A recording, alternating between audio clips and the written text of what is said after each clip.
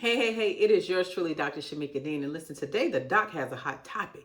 And this topic is for the high achieving woman who has lost herself or doesn't know who she is, detached from the roles, responsibilities, and the rewards that she's accomplished in life. And so this video is all about detaching your inherent value and your identity from what you do so that you will be solid, steadfast, and unmovable in who you are. And the reason I want to have this conversation is because I work with women from all walks of life in various industries who generated anywhere from multiple 6 to 7 figures in their business. And there is a common pattern that I've noticed. And that pattern is that they are extremely confident in what they do, but not so much in who they are. And for me, that's a problem. That is an indication that for many, many years, these women have been operating in what I call performance identity. And this happens because for so many years, we've been told or taught that our worth is attached to our works and that we are a sum total of what we do and the roles that we play in the lives of others. And that is so far from the truth. And I want to start this off by saying, you are enough, you've always been enough, and you will always be enough just as you are, who you are, and not what you do. However, if you do not grasp this and you do not know who you are, nothing you ever do or obtain will ever feel like it's enough. And that's why you have this constant lack of fulfillment, no matter how many degrees you have, no matter how many certificates you have, no matter how many beautiful children you've birthed, no matter how good your marriage may be, there is something in you that puts you on this path of constantly striving to get more.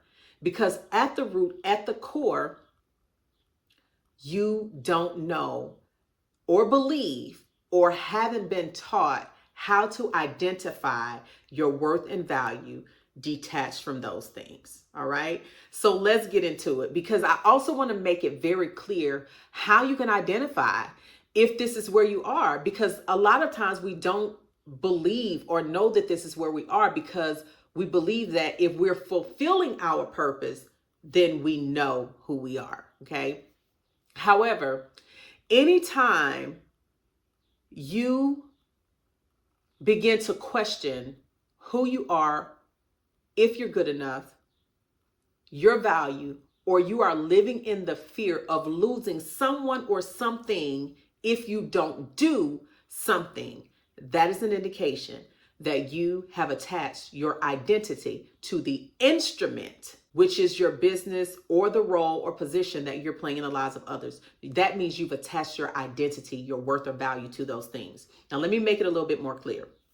For example, if you start to experience some cracks in your marriage, let's say the more money you make in your business, the more challenges you begin to experience in your marriage, and you start to question what's wrong with me, or you start doing all of these things to avoid divorce court versus you doing the things because they are an extension of who you are, and you want to just simply build a better marriage.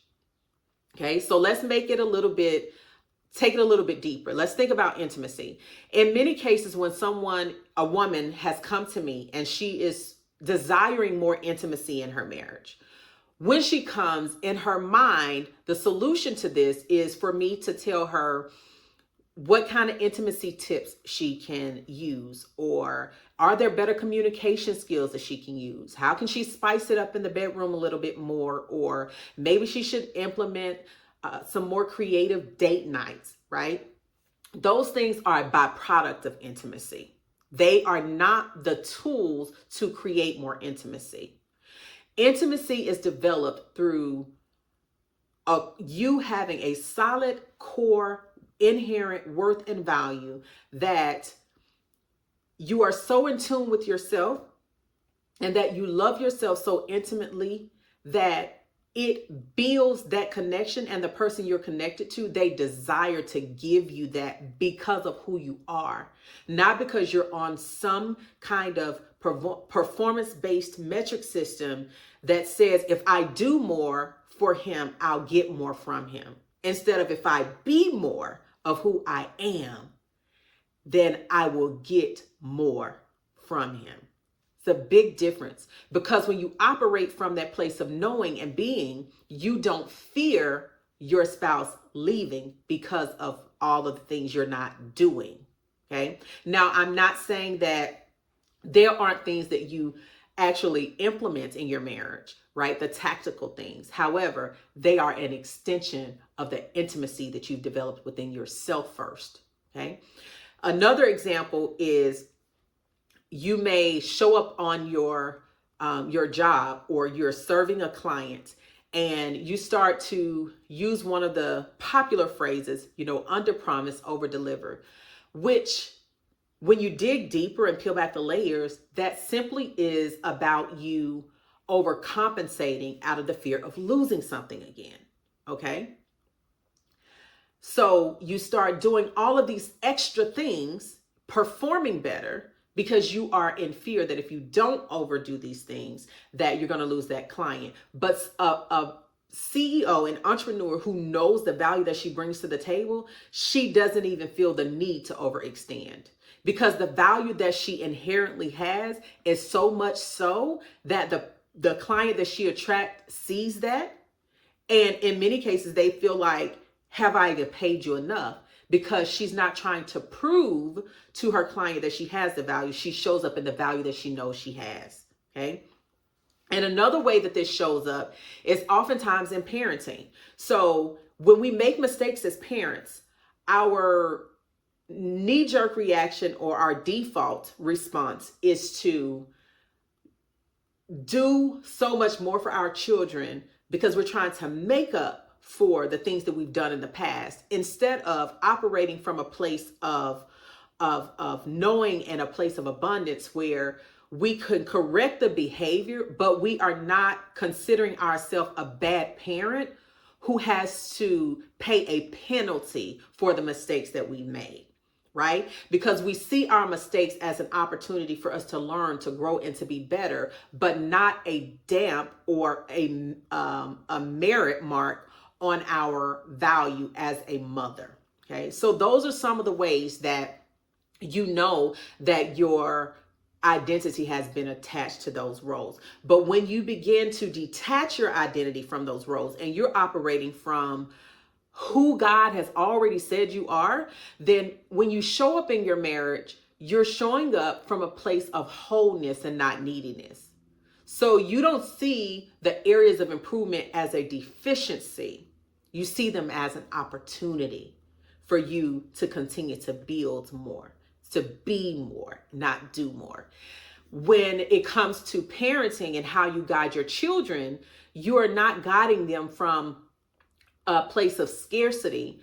You're operating from an abundant place, from the overflow of an extension of who you've been to yourself and who you are as a woman. Okay. And then in your business, you're operating from a position of self-trust, and not a place of needing any external validation to say that you are good enough, that you are smart enough, that you're brilliant enough, that you deserve to be here. Right. And so in order for you to make this shift, it's going to require, number one, you're going to have to start detoxing. And that means becoming aware of the belief systems and behaviors that you have borrowed from someone else's experience, and the belief systems and behaviors that told you that you're only as valuable as what you do, and that your worth is attached to your works.